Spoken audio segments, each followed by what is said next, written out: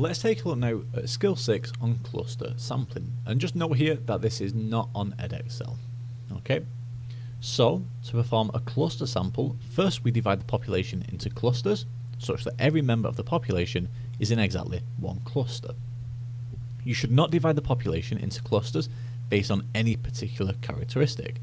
Rather, the population should be divided in a random or representative way. Then we randomly select clusters to sample. For a one-stage cluster, we then use every member of the selected clusters in our sample.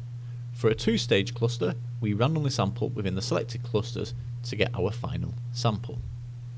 Now, an advantage of cluster sampling is that it could be more practical or cheaper, since large amounts of the population are discounted. So we know that here our advantage is that it can be more practical or cheaper.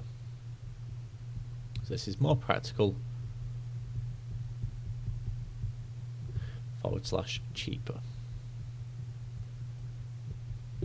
Okay. A disadvantage here is that this discount of populations means that not the whole population is going to be included in the sampling frame, which of course could introduce some sampling bias. Okay. Could introduce sampling bias.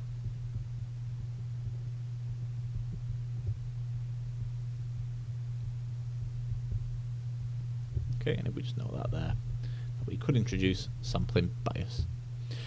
And we just know here that the difference between categories and clusters is that the different categories would be likely to give different results to each other, while clusters should give similar results.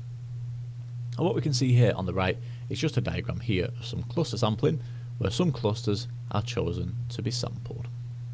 Okay, so that gives us everything we need there for skill 6 on cluster sampling.